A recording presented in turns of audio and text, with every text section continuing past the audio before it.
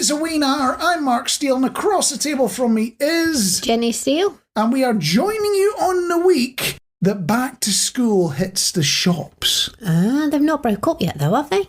Not here. They've not broke up here. They have broken up in Scotland by the time you hear this fine podcast, dear listener. Because they go off a few weeks early, don't they? They do. And then Englisher goes off. How long is it going to be before we walk past the local pub and they'll have the signs up saying we're taking Christmas bookings? They're already doing it. I've seen a couple now, and it says, hurry, hurry, only a few spaces left for Christmas dinner. Wow. I haven't even had my proper summer holiday. June, and they're already saying you've got to hurry up and book the last few tables if you want Christmas Day out. And it's £99 this year. I'm sure it was something like 50 odd quid. And that's each, £99 each. I'm sure I can get that cheaper somewhere. Yeah. What you do is you get a couple of turkey ding meals, a box of roses, and that's chocolate. That's Christmas dinner. Done and dusted. I don't know what else you need there. I think you could still find all the bits you need a lot cheaper than £99 per person. Yeah, probably. But let's, dear listener, and you, Jenny, as well, try not to think too much about the fact we're on the downhill to winter, the winter even. Winter. to winter. Especially as because the day after this episode releases, in Yankistan, it's Muraka Day. Oh, 4th of July. Yes, with all the fireworks, barbecue, alcohol. It sounds fun if I'm completely honest, although it'd be a bit weird as a Brit to be celebrating it, but... I could tag along with one of Sooty's friends. And while you're dreaming away on that, and to bring your mind back into reality, the post bag has arrived, and we were asking you, what habit have you kept up, or honestly wish you kept up, from lockdown? Slap-ups have been in touch saying, watching YouTube like it's the telly box. I haven't watched free-to-air since, to be honest, and really got pulled into the fact that you can learn so much and see things like Bagpuss I've never seen before. Bagpuss? I've seen clips of Bagpuss, but I've never watched an episode of Bagpuss. Really? No. Not even when you were a kid? No. Wow, that's unreal. So you know about the mechanical owl? What was his name? I can't remember his name either, but I have seen all episodes of Bagpuss System. I haven't, no. But I know what you're onto there, Slap-Ups. Not watching as much... I don't want to call it real TV, but, like normal, old-fashioned TV. I don't watch normal TV. I'm on all the catch-ups, aren't I, me? I like UK Gold and ITV3 for all me classic comedies and things. Sorry. And on that note, I've been watching submarine disaster videos on YouTube. Okay, can't think why that would be a topic that would be popping up on the internet at the moment, but... No, neither can I. But can I just ask, all I'm hearing about just lately is the Glastonbury Festival and how fantastic Elton John's set was, and Cat Stevens, apparently. Yes, I haven't seen these, but Cat Stevens was singing Father and Son with himself. Yeah, amazing. As like a 20-year-old kid. Yeah. So the recording wasn't made yesterday, dear listener. Yeah, we need to catch up on iPlayer. Is this you tell me what we're going to be watching on telly tonight? And talking of TV and making YouTube videos, I am going to be making a YouTube video, dear listener, on how I can hack your Wi-Fi through your smart TV. That you might even be listening to this podcast on right this very second. I thought you was going to say I'm going to make a YouTube video on how not to watch a YouTube video. I'll make one of those as well. We'll see how it goes. But the hacking through your smart TV, I've got the kit in the garage for a bootleg TV station. Ooh. If you had an illegal TV station, because we've got the kit in the garage, we can make it happen. What would you put on, Jenny TV? I put all the Bagpuss episodes on so I could watch them and catch up with them. I know it was Emily that had Bagpuss, wasn't it? Yes. But that's all I know. I'm more of your rhubarb and custard fan. Yeah. With the very angry music. Yeah, and then the Crystal Tips and Alistair where the dog never spoke. Always used to look surprised, didn't it? You said Crystal Tips, and I went. Tips. My mind went to Frosted Tips. Hairdo. Oh no, Crystal! If you don't know what we're talking about, I'll YouTube it as we're talking about YouTube. Crystal Tips and Alistair. It's good. Crystal Tips and Alistair. I will bear that in mind. And on that note, eye patches on, and let's sail the seas to Wee Natter. I know this is a bit of an odd question to just come out and ask both you, dear listener, and you, Jenny, as well. But do you have any hobbies? Yeah, I like walking. Is walking a hobby? I guess you could. Most people, when they're trying to sell walking as a hobby, go, hiking. No, I don't hike. To me, hike's like trekking. I don't trek, I walk. I don't scramble, I walk. Oh, so you're not one of those where it gets ruggedy and you quite like scrambling up to the very top of the mountain. Although we have got a few photos of me standing on the top of a mountain, and I can't actually understand how I got there because I don't like scrambling. It makes me nervous. We never actually got you on the top of any mountains. The closest we got was the top of Kinder Scout, which I would not call a mountain by any measure, but you did go part of the way up Helvellyn. Yeah, maybe that's it then. There was somewhere that we went near Castleton, because I showed a photo of me on top of a big rock looking out over mist, and somebody that knows that area of the country said, you've got Castleton to your left and then whatever is to the right of Castleton. I can't think what they said. Is this in the Hope Valley, by any chance? Hope Valley, yeah. So you're talking about the Peak District. I wouldn't count those as mountains. Hey, they look mountainous. They are merely hills compared to what we have north of the border and in Welshie land as well. But yeah, I'm not going to give you a point to call that mountains, but I get the point. You like walking, just not in any interesting terrain. Well, I like call it interesting terrain. I go through woods, I see the wildlife, or I go through what I call Postman Pat villages. I take in the ambience, the tea shops, the pubs. The ambience, the tea shops, the pub, the sheep. Yeah. Different breeds of sheep. Fair enough, if that's what you're into. And on the topic of hobbies, so that's your current hobbies. Are there any hobbies or interests you've not touched in a long, long time? Taking my DLSR, is that it? DLSR camera out for pictures? Oh, yeah. Is that right? The fancy old-fashioned... Well, it's kind of weird calling something digital old-fashioned now, but the big hunky old camera with the massive lenses on the front of it. And, yeah. And your tripod and your filters. So why don't you do that anymore? Is it just too fiddly? Well, you've got your phone now, haven't you? I know they say, well, I don't know, you can take some good photos on your phone. So you've modernised out of that hobby is what you're saying? Yeah. Yeah. Well, I suppose a hobby that I've not really touched in a long time, although it changed very slightly recently, is video games.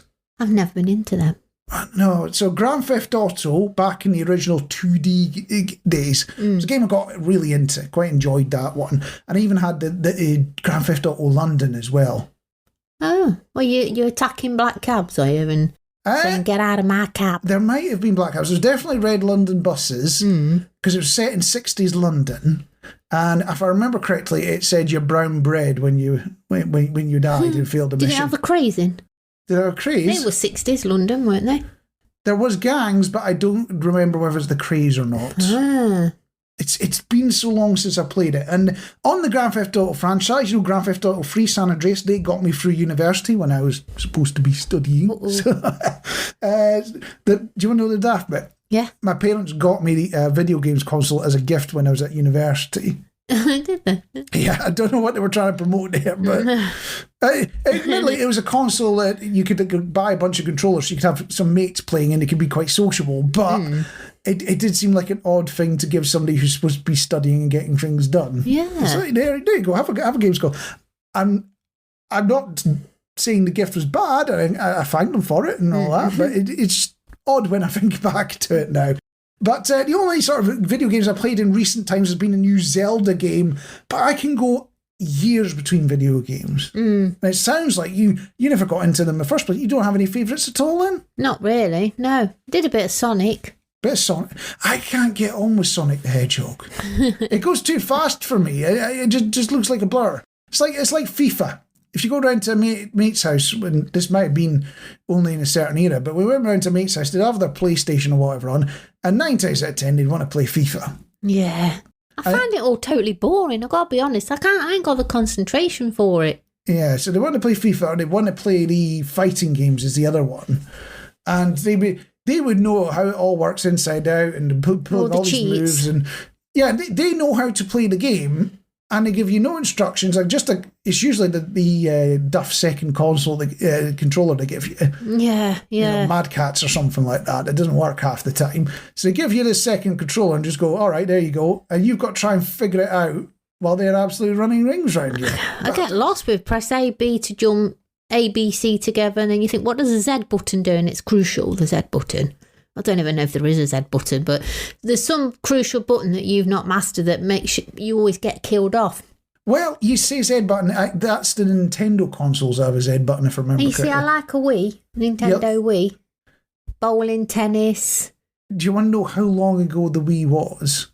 A long time ago. It was so long ago that I remember when they had shortages of the Nintendo Wii because everyone and their dog wanted one. Even people who never played games consoles wanted a Nintendo Wii. It's a good kit, a good piece of kit. Yeah, and I remember it used to be people taking them into old folks' homes and all these sort of things that you would normally think to do. Although it's changed nowadays. There are people in those folks' homes who played C64s and all that. So the games consoles are a bit more expected there now. But I do remember it because I worked in Comet at the time, and every 5 minutes when the Wii was out, somebody was wanting coming in going, you got any Wiis, you got any Wiis, you got any Wiis? And you couldn't get them for love nor money. No. And when we did get like the odd one come in as stock, it was gone before it got off the into the stock room on the shelf. Yeah. It was unreal. I do remember that. It was an absolutely mad craze. So yeah, video games, not something I do as much as I used to. It sounds like you never really got into them at all. Yeah, you weren't Hadoukening or playing racing games or anything. Hadouken? Yeah. Where's that from? It's one of the fighting games. No, one of the sort of martial arts fighting games. Not Mortal Kombat, is it? It's something like that. I can't remember. They all blur in my head. They're all very similar. You bash buttons and hope for the best. I need the answer now. But I have got a new hobby now. You know, I don't play video games as much. And my new hobby is winding up right-wing nuts on the internet. It provides a level of entertainment. You just say something vaguely sensible and they go off the nut. It's absolutely good fun. You ought to try it. So I'm going to open this up to you, dear listener. Is there something you've lost interest in that you used to love? And we're generally talking about hobbies, but I'm opening it up to everything else. Is there something you used to throw all your time into, used to be a right passion that you just go, I haven't thought about that in years or decades or anything like that? Hopefully it's not a Wee Natter. Well, then you wouldn't be listening at this moment to answer the question then, would you? No, but the friend might. Well, a couple of ways to get in touch. You can go, if you're listening on Spotify, right at the very top of the episode, the question's there, stick your answer in and it will emanate towards us. The other option is you can get on the socials at Solid Radio or at Solid Sooty. However, if you're trying out Twitter, bear in mind that Mr. Musk Esquire has made a bit of a mess this weekend, isn't he? He's a bit upset because he's come up with this thing where if you're mad enough, you can pay £10 a month and you get special treatment on Twitter. You get to come to the top of everyone's feeds and all that. Very popular with right-wing nuts, funny enough, which is why I see them so often. So anyway, he's done that, and now he's complaining, well, hang on a minute, the feeds are all wonky and da-da-da-da-da, so we need to restrict the access for everyone down. And he's put some limits in. I think it's something like we're allowed to see 600 tweets a day. So if you send us 599 tweets, dear listener, and I've already read 2 other tweets, we're in trouble. All I'm going to see is your 599 tweets. But we're not going to stop you contacting us in that method. We are still there, still available. If you want to talk to us on Twitter, even after Mr. Musk's, well... He's the geezer that makes that fancy car, isn't he? Oh, and... leading Tesla, isn't it? The Tesla, is he not making enough money out of that to leave Twitter alone? He blew, what was it, 4 or 40 billion quid on Twitter, which is apparently it's never made any money, which is... I'll admit, I'm one of the least businessy people out there, but I've never understood that you can have this business that's worth billions, never made a penny, and people are tripping over themselves to buy it. It blows my mind. I don't get it. But yeah, he's not having a Wee Natter, that's for sure. Well, we could always open it up to him, but apparently if he appears on podcasts, as I understand, he tends to talk a bit. He tends to smoke a bit, you know. So you don't... Well, I'm sure they'll argue that is him open up his full character, but I tend to find if people partaking that sort of stuff in public, they tend to be very different to how they've been otherwise. So that's his choice. He's not on here. I thought that might change your answer. So yes, on the social, we're asking the question, is there anything that you used to love but you've just, quite frankly, lost interest in?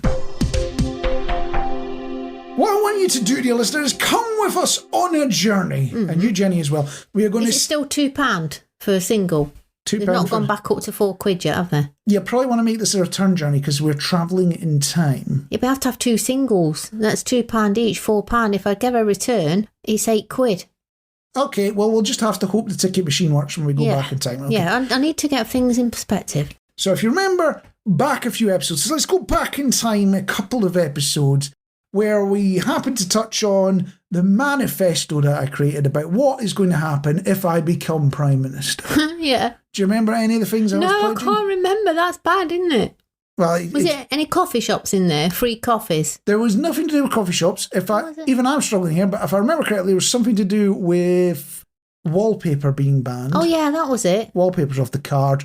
And there was also something about supermarket fast lanes. Ah, yeah. You get nudged to the side. Yes, you're. So if you're in the middle of that aisle in the supermarket and you're trying to decide which packet of pasta to buy, you're going to get shoved out of the way. It's as simple as that. Yeah. But I have got a few more pledges, or whatever they call them, to add to my manifesto if I ever become Prime Minister. If you're worried about this, dear listener, do not worry at all. I can't even get elected as a district councillor. Don't worry about Prime Minister coming. But we've got a few more. Let's see what you think. Thinking back to last week. Yeah. Talking on your phone on speakerphone. Oh, I heard it again this week. I heard it in the supermarket. Somebody went, "Can you hear me?" No, they can't hear me. And I was so on the verge of saying, if you use the phone the normal way, love, they would hear you. But I thought, don't start, Jen, don't start. Well, one of the things I found out is apparently the trend started on the Apprentice TV show, where they did it because they were filming the phone calls for television. And they needed speakerphones so that they could record the audio for both sides. So that was done as a very practical thing there, but people have seen that and it's become ingrained as that's kind of how you can use a phone. Do you know what that's on par with? What? My trip to Tesco the other day when we was waiting to pay and the assistant told some, I'd say he was in his 40s, to pull his trousers up because she says, "We don't want to see your underpants." Can you remember the geezer? I mean, how bad is that? That's so chavvy to me. You're walking around with your pants halfway down your bum so they can see your underpants. And he said, "Oh, the baggier the better." She went, "Not when we can see your pants." Now, when you hear about that interaction, dear listener, who do you imagine this guy is? I bet, I'm not going to put any money on it, but I bet, dear listener, that you are imagining a youth in this, aren't you? No, he's in his 40s. I was going to get to them. Oh, I'm so sorry. I was trying to break Build it in a suspenseful. But yes, he was some chap who was clearly middle-aged. He was probably one of those youth that wore his trousers round his ankles in the 90s. And he was well overweight. And he's been carrying on since. He was not the happiest chappie in the world. Not really. When you're being told off by the shop assistant at Tesco, you especially if it's for clothing, and considering you can go to the supermarket in your pyjamas nowadays, that's impressive. I mean, I was quietly impressed with her. I thought, well done. I think we were behind him, weren't we? Yeah. So I'm not going to ban the wearing of baggy jeans. But keep them pulled up over your waist. If you can't keep them pulled up, then you need a belt, don't you? But then, it gets into arguments about, how far pulled out they got to go. Is everyone going to look like Simon Cowell? I don't want to be the fashion Just so we can't see your pants. Okay, we can add that one. So you've got to wear your trousers so we can't see your undercrackers or the full moon below. Yeah. The smartphone speakerphone thing, nobody's allowed to use speakerphone to speak in public. If you're going to use speakerphone, you could do it in your own house, in your own office, whatever. Yeah. In public, no. You use the phone like a phone, and we get to zap you a cattle prod if you believe otherwise. Do they think they look good when they hold it in the palm of their hand and they start? Because they do look idiots. I don't think it's they look good. I think it's just a habit they've fallen into. I imagine the sort of people I've seen do it nowadays, it's not the youth. It is generally middle-aged people who you imagine most of the phone calls they handle are, and this might be describing both you and I, dear listener here, where most of the calls you handle are on the sofa, fairly relaxed from your friends, and you'll be sitting watching telly in the background, you'll stick it on speakerphone and you'll just have it on the armchair. And it's almost like that habit has become ingrained. But I will still I'm still up for making it that the police can cattle prod anyone that does it. Yes. So I'm going to have to invest in a lot of cattle prods. Yeah. If we're going to do the jeans thing as well. It's a lot going on. My other one that's sort of popped up in the last week, car locator balloons. Never heard of them. So this will be a mandate. Every single car that is built or sold in the UK market will come with a locator balloon. And what it is it's an extra button on your fob that when you press it, it pops a coloured balloon up. So you can find it in the car park? Bingo, yes. And it'll be built into every car. I admit it'll be slightly problematic when you're at the end of a show and everyone's heading to their car at the same time. Yeah, we might have the same colour as somebody else. And all the balloons go up at the same time. That's not going to work. But 99% of the time it's going to work. So I'm going to mandate these. Maybe they should play a bit of music when it goes up. You could all choose your own piece of music, but then you wouldn't hear yours over everybody else's, would you? What more music would you have if your balloon popped up with a bit of music? Well, it depends what piece of music you're going with. You know, it's something like La Cucaracha or, you know, the Dixie Horn or something like that, where it is quite brash, bold and... You could have the music to match the car. So if you've got one of those little dumpy balloon type cars, you could have Mr. Blobby theme tune. But then everyone's going to hear Mr. Blobby over and over while they're trying to find their car in the car park because they're free floors out. So we've got to find the right balance here. Another one of my pledges, you know where you get companies where you ring them up and you get, your call is important to us, we'll be with you as soon as possible. Yeah. It's all lies. That's rubbish. I think any organisation that says or does anything like that and doesn't answer a phone call in Trade descriptions. In 30 seconds, no, not trade descriptions. The board. Yeah. I'm not going to let them get away. I'm bored with it. No, I'm not going to let, like low-level management or the people on the ground floor They're never available. They're always in I'm going to do the quote earmarks now. They're always in a meeting. No. The board of the organisation will be forced to sit and listen to their on-hold loop for 24 hours solid. No sleep, no food. Yeah. You will be forced to listen to, and that might change their behaviour. Yeah. Might get some more staff. It might be viewed as cruel and unusual punishment, but I think it would get the point of cross and they'd maybe reconsider about what they were saying and what they were... You know, if they were honest and said, yeah, we don't give a flying monkeys about you, we might answer it if we get bored, you get away with it. Because at least you're being open and honest. It's this nonsense about, we really honestly care. Well, they don't, do they? No. And you know all that gets on my nerves as well? Mm-hmm. I was on hold 40 minutes to a call the other day. I don't know if I should say who it was to, but it was the same piece of music over and over, and then you get those little recorded messages, and by the end of it, I could reel off those messages myself. It says, did you know you can apply for her online? And I'm like, yes, I did, because you've just told me 12 times. Now, imagine how much more entertaining or how much quicker the call would have been answered if the board of that organisation had been forced to listen to that solid for 24 hours. Things would change overnight. They would. Yeah, so there you go. Is there anything else you would add to the pledge list? It's getting quite long now. But do you think it's getting too long? Or I don't know. Cyclists on pavements. No, I'm not going to go into that one. No. We won't touch cyclists on pavements. But, sadly, Delson, you won't be able to vote for this, but there is something you can vote for. Apparently, there's something called the Podcast Awards. Oh, are we going to enter? I think everyone enters by default here. Oh. I had a look on their website, the Podcast Awards. You can vote for a Wee Natter on the Podcast Awards. That'd be lovely if they did that. The bad news is a People's Choice Award, which means you, dear listener, and everyone you know and you've heard of, you'd have to vote for us to even have a chance of getting on the shortlist at the end of it. We're not in with the big boys, are we? No.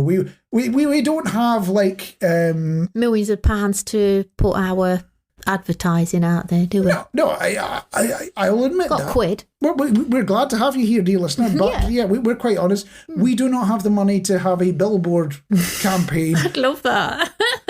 Me, you and Sutcat on the billboard. Oh, God. I'm not sure I actually want this, even if I did have the money. But yeah, we're in town the other day, and there on the rotating digital billboard are several podcasts owned by a big network. Yeah, all being presented on an advertising board. So we know we're not in with charge. But if you really do think A Wee Natter is the best podcast in the world, I will stick a link in the show notes, and you can follow it, and you can stick your vote in as well. Yeah, that'll be brilliant. It'd be nice. I'm not expecting we'll even get on the shortlist, but it'd be nice to see something. It would really, wouldn't it? Yeah. The underdogs. The underdogs. Or the undercats. We make the underdogs look like professionals. I was perusing through the TV channels the other night and I came across some old editions of Top of the Pops with, was it Andy Peebles? Have I said that right? Andy Peebles and somebody else. There were 2 episodes. There was one with Andy Peebles and the other one with... Oh, Noel! It was Noel Edmonds and it was about a decade earlier. I hated the second one. I was quite upset really because it was it all 60s stuff? It was mid-70s. And the thing that they always say about the 70s, everyone had big collars and things like that. But there was a kid with a collar so wide that if he was driving down the road, he'd have had to put little... Poke your eye out. He'd have had to put little high-vis flags on the end of his collar. And those tashes that were going on as well. Oh, yeah, everyone had... I'm not going to use the word that I hear nowadays to describe the tash, but everyone had a tash. Yes. There's some geezer on the television, they used to call it that. He had the tash. And they used to call it, I can't remember his name now, but he had that tash. Is it Tom Selleck? Yeah, it's sort of Tom Selleck style. Yeah. I want to say broom, it's not broom handle, but broom style, isn't it? Yeah, that kind of tash. But anyway, I was enjoying the first one because that was 1984. And I was thinking, I used to love this one. And then that got me thinking back to when I was a kid. All right. In my day. Back in my day. All you had was Top of the Pops to listen to your favourite music that came on. I don't even think if my favourite station at the time, Radio Trent, was on, because I can't remember. I think that might have been in the 75 or something that year. I can't remember. I should have done my research, but I didn't. I should know the answer to this, because I don't know if you know this, dear listener, because I don't think I've ever shared this on the podcast, but I could technically claim to be chief engineer because I was the only engineer because this was in the 2010s at Trent FM, which was my favourite. It was the station that used to be Radio Trent. I also had to look after Gold on 999 or 301 meters, which was Radio Trent when it launched in the 70s. So I did have to care about that as well. Yeah, well, that was before it all went to the big global, wasn't it? No, I worked for the big conglomerate. You did work for that as well. I worked for the big conglomerate. They'd already done a lot of the merging by the time I got there. Yeah, and that got me thinking that I used to love when Top of the Pops came on and then they'd go through the rundown and then you'd see all your favourites on. You sit and think, I hope they play that, I hope they play that, but the Star Cats don't play that. And they don't play it. And then it used to really upset me because, nowadays, if you fancy listening to your favourite track or you're just in the mood for a particular artist, you would just say, Alexa, play, or OK, Google, play, or you go onto YouTube and you have all your... I've just kicked Alexa off, haven't I? Shut her up. Alexa, stop. Does she respond to shut it? Probably. You just go ahead and you just do that and you create your playlist, or even Spotify, and then you choose a song to listen to, and then Spotify will create you a playlist of what it thinks that you like, which is great nowadays. You don't have to wake every week for the top 40 or in the hope that Top of the Pops would play your favourite song. And as a kid, when it didn't play, it did used to upset me. I used to scream at the telly, or they'd play it as the song going out, as all the credits would roll.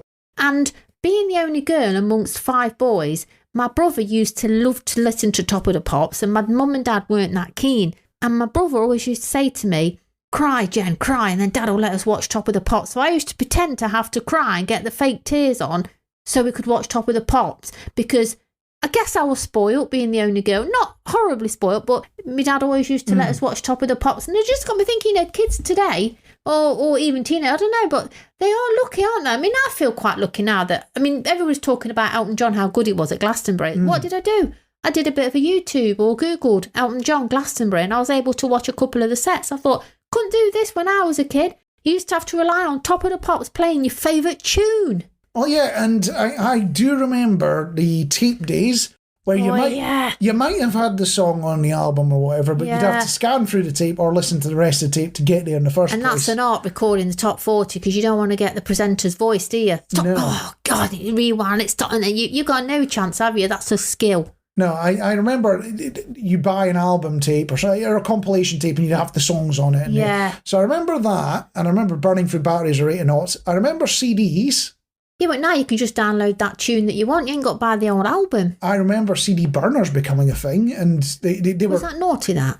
this is the bizarre bit. It's still technically illegal, dear listener, even though it's been gone, doesn't exist anymore. Still technically illegal from a copyright perspective if you don't have permissions and licenses. Because you done car booting, didn't you? Only the covers were all faded. Yeah, to rip your songs onto CD. And it's a no-go. You shouldn't be able... And the same for recording onto tape. Technically, it's a no-go as well. Oh. It's one of these weird quirks of copyright law, but no, never been enforced and never going to be enforced. But yeah, I remember CD burners, horribly expensive at first. Never got one at that point. Got them a bit later, just as MP3 players were coming in. Oh. And I used to have a little one that was almost like a memory stick. Yeah. It took a battery in it. And it didn't even have a display. You just hit the next button until you got to something. I didn't know what you're listening to. How can you... Oh, yeah, there it is. LimeWire, what about LimeWire? I've got so many books. No, I never used LimeWire because that was illegal as well, wasn't it? I don't ever use that. Here's a pro tip I only learned 20 years later. Apparently, if you wanted LimeWire Pro, you could have downloaded LimeWire Pro through LimeWire. What with all the bugs and the viruses? Probably, but then, if you're downloading Britney Spears' Oops, I Did It Again mp3.exe, you were generally asking for it. You had to have your wits about you on these things. But I do remember, yes, there was all sorts of things on the high seas. Yes. I never did anything to the point of getting a letter from my internet provider. But I did sit on the other side of it when I worked at universities looking after networks. And we used to get the letters from the copyright providers going, somebody's downloading these movies, somebody's down, The agreement with the universities is we go tell the students off and get them into line. Yeah. And they won't take legal action. And it's like, okay, well, it was to the point we were hiring somebody as a full-time job just to keep whacking away the copyright complaints. Blimey. It was all people torrenting the latest thing from Netflix or whatever it was. Yeah. Or, why wouldn't you? Fox Movies or whatever. Yeah. It was unreal. It's just how rampant. But then when I went to university, which was a sort of decade earlier, people had figured out how to do file sharing on their computer. So you go, all right, share this file with a network. Yeah. But there was no security on the network. So anyone that was in that, halls of residence could see Big Jimmy's MP3 stash or Big Jimmy's movie stash. And you could all download it and copy it and share it between them. We have moved on a bit now, dear listener. We do not promote copyright infringement. But it is amazing looking back at how this technology has evolved and changed. We're now in a world where you can just ask the internet. You might have to listen to an advert for 10 seconds, but you will get whatever unless you get an ad blocker. Yeah, you'll get whatever music you like when you like. And, even going back 10, 20 years, that wasn't as much of a thing. No. But we have to get serious for a moment. Yeah. I was just thinking before that on that last conversation, the fact that you can just request anything is really good if you've got an earworm. Because you've got to listen to it to get it out of your head, haven't you? And I had to get Elton John out of my head. A bit of Daniel, a bit of Nikita. And a bit of Baby Shark.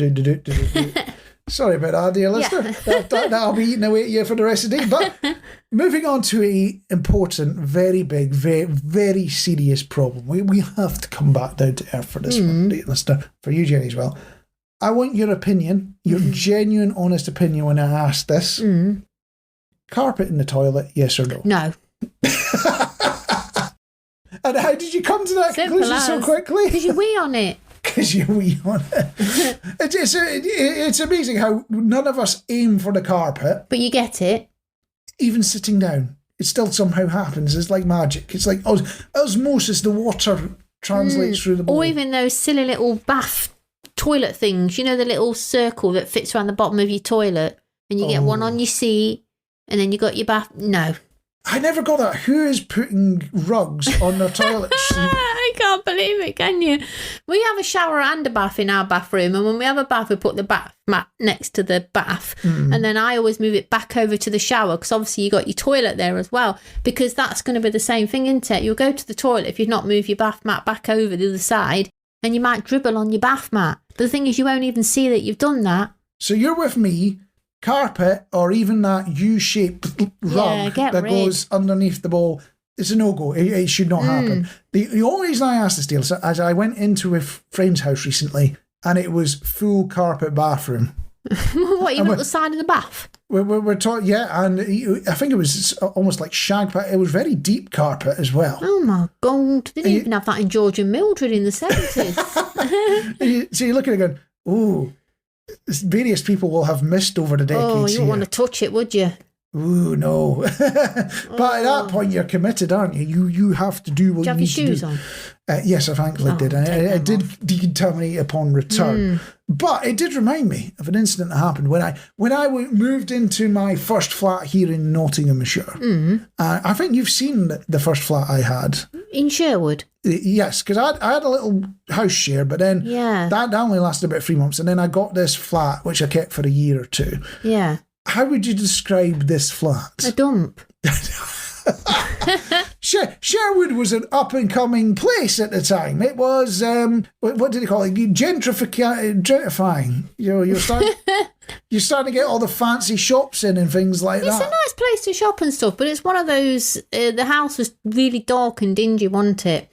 Was it like a Victorian-type terrace? It was a Victorian terrace that they'd split the house up into separate flats. Yeah, and it was just dark. There was windows covered and everything. There was no light coming in, no natural light. And I think you had a room, whatever floor it was on, then you had a separate bathroom down the stairs, didn't you? My own dedicated bathroom, the other side of the house, but yes. What? How do you know that? Or did you lock it? Could you lock it? Because other people would just use it, wouldn't they? I think I could lock it, but it was on the other side of the house, yes. So, yeah. And I had a kitchen, and I had all I needed in my broom cupboard, wasn't it? And one room for your bed was in it, and there was a TV in it. Yep. I'm trying to think, and that was it, wasn't it? That was your space. I mean, some people will be thankful for that space. Don't get me wrong. I'm not knocking the space. I saw a picture of it come up recently because I think I took a picture for work with the DAB radio because there'd been a change. This is how fun my job was. Something changed on the new year because of contractual things, and I was expected to be up at midnight with the digital radio making sure that all the contractual changes had occurred. But anyway, I think you got the broom cupboard for your room. I had a photo of that and the room around it, and there was the free bar granny fire. There was plates and cups and drinks, and I wasn't the cleanest of people, and it was to the point where that dedicated standalone bathroom, and you're imagining this bathroom on the other side of the house now, dear listener. I was still figuring out all the odds and ends about how you live on your own and how you survive on your own. I kept it reasonably clean, I cleaned the bathroom every day to sort out. I didn't realise that when it comes to bath mats, you need to wash them pretty much all the time. Now, it wasn't because I was getting dirty, it was just getting wet.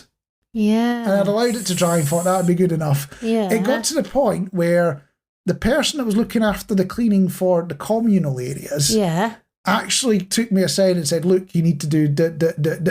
Really? What was wrong with your bath mat? I was practically growing mushrooms on it, I think. It wasn't because it was mucky, it was just because it was getting wet, and because I was quite cold and damp house. Yeah. It was never drying properly, and it was all getting a bit fusty. See, this is what you do with towels. I think you've not quite got the grasp, because when you've got a wet towel, you don't just fold it in a ball and leave it, because it ain't going to dry, is it? It needs spreading, man. I'm always putting stuff on the washing line. When it's nice, use it, line it, washing machine it, put it on the line.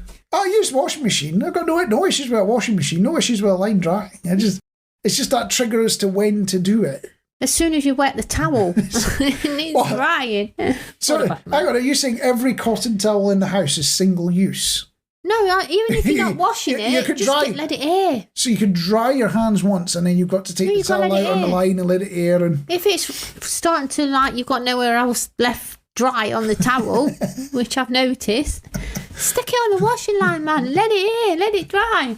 Or if it's starting to smell musky, stick it in the machine. I can't say I ever sat there huffing towels. You could smell a wet towel. It smells like wee. Really? Wet towels have got a distinctive smell. On the socials, everybody, if you agree with me.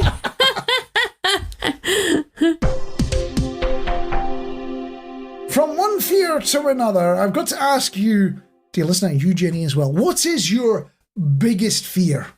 Spiders. Spiders? I hate them. That's quite a common one. Mine, it's the uprising of pigeons. That's what keeps me up awake at night, is the uprising. Everyone thinks seagulls. are the birds you've got to keep an eye on. They're the proper bruisers and things like that. Let me just stop you there. Yeah? What the hell shat on my car window this afternoon? I've never experienced this. I always thought there was a kid that had slung an egg at my window, and there wasn't. It was a bird. That is the start of the great uprising of the pigeons. They're going to start a bombing campaign. What do they call it? Shock and awe. I don't know. It just completely covered the glass and all down the side of the car, and it had like blobs in, almost like sweet corn. And I couldn't. You know when you don't want to look at it, but you keep catching it? I felt sick, man. I mean, we took it to a car wash, didn't we? But I don't like it in my life. I felt it had started to rain, and it was just a really big, like a splat on your glass. I really thought somebody chucked an egg at the car. Yeah. Well, like you said, that is the start of the uprising. Is that a pigeon, do you reckon? Possibly. It's the start of the uprising of the pigeons. Pigeon. They are going to take over the world. They've made us think they are dumb.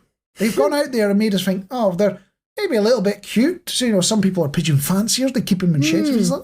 But they've made us think, oh, they're no harm. They're a bit dumb. But really, they've got a plan. They know what's going on. Yeah. And before, roll on in a couple of years' time, they'll have pecked all the seagulls to death. We'll be marching to their orders. They'll be making us live on the outside and them on the inside. I know it's coming. That is my fear. It's a great uprising of the pigeons. And the reason I asked this is I've been doing a bit of interneting recently, which is what happens. Bit of Googling. And I came across this thing about the billionaire owner of Cartier watches. What do you think his biggest fear is? Pigeons. Nobody buying his watches. Nobody buys his watches. Admittedly, I did have to look up who Cartier were when I saw this news article. Did you?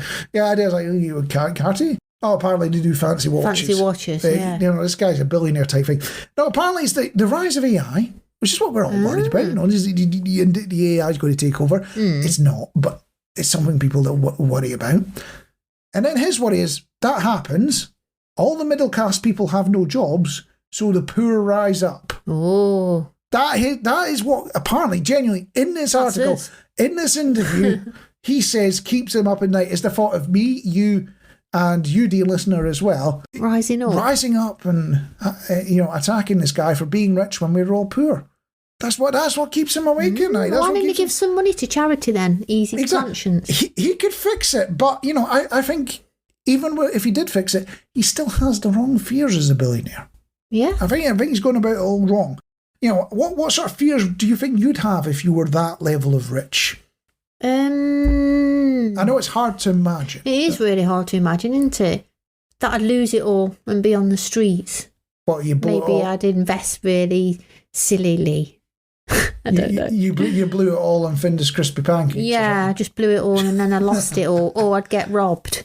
Actually, yeah, kidnapped. People know how rich you are, so you'd think you got to look over your shoulder all the time because you might get kidnapped for a ransom. You've got quite a serious worry there. That's something I guess somebody in that position would genuinely I'm also worried I've gone over 600 tweets. 600? I'd only be worried about which pub to try next. When the lorry go on a massive pub crawl. That's how you do it. Although, I guess, getting older, I'd only last a day or two because you'd be hit by the hangover. Your mum wouldn't, though. No, that's a point. She's there for life. Or the other one is if you are going to become rich, you've got to be one of these people that then presents boring TV shows about train journeys, aren't you? that seems to be... We could do trams. We might even do that, dear listener. We will do a YouTube video series about the trams of the UK, and we will travel up and down Nottingham and Blackpool and Croydon. I think I might. Which bit put you off, Blackpool, Croydon or Nottingham? All of them. And you live in one of them. That was, unfortunately, Wee Natter, dear listener. I was Marc Steele, and across the table from me was... Jenny Steele. And we do have to ask you that if you enjoyed this fine podcast and you want to get it delivered directly to your lug holes every single time it emanates away out of our... I was trying to think of a good way to describe what we generate this from. I'm struggling for words. I'm struggling for words too. I can think of lots of bad words, but I can think from our hearts. From our hearts. This emanates from our hearts to your lug holes, dear listener. If you want it the moment it's available, go onto your podcatcher and subscribe to a Wee Natter. The other thing we're going to ask you to do is when you're out and about, you're going about your weekly to-do list or whatever you happen to do during your week, and you come across your dedicated sheep trainer. You go, by the way, all your training with sheep, Wee Natter, stick it on your podcast. It'll help you while you're going around the field doing the training. That's the message you need to get across to them. And on that note, I think we'll catch you next time. Yeah, bye.